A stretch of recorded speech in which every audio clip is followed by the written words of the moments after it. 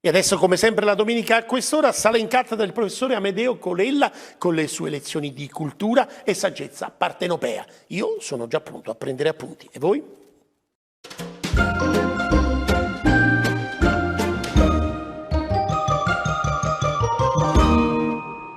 So che sto per darvi una grande delusione, ma ahimè devo raccontarvelo.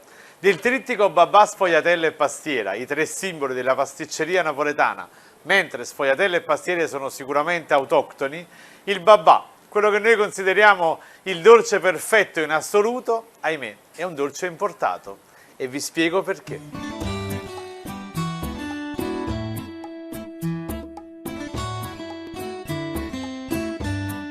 Siamo a fine Settecento. Sul trono di Napoli c'è Ferdinando Borbone, il re Nasone, il re Lazzarone. La moglie lo tormentava, Maria Carolina. Ferdinando, sta cucina napoletana è così banale, semplice. Arriva la cucina aristocratica dalla Francia, anche perché la sorella di Maria Carolina era Maria Antonietta, quella che in Francia verrà decapitata dalla rivoluzione francese.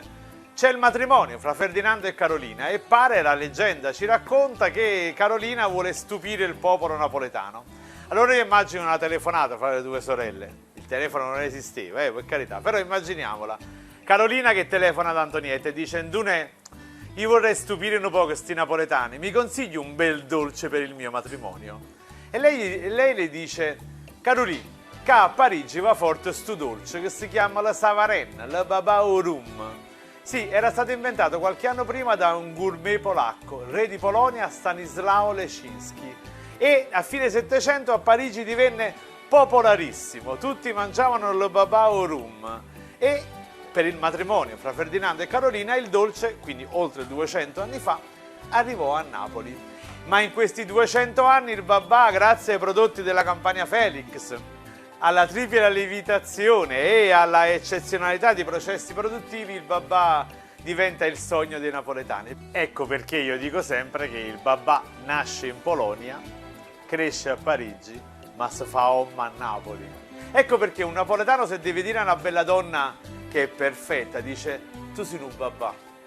Ma attenzione a dirlo a un uomo, perché questa sarebbe un'offesa, chi è proprio un babà. Ecco, stiamo attenti. Ma sul babà, secondo me, c'è il più bel paraossiello della lingua napoletana, perché non so se vi è mai capitato a voi nella vita di conoscere qualcuno che è proprio stronzo. Beh, sarà capitato qualche volta. Bene, c'è un detto napoletano che li disegna meravigliosamente. Hai voglia di mettere rum, non strunz, non può mai diventare babà.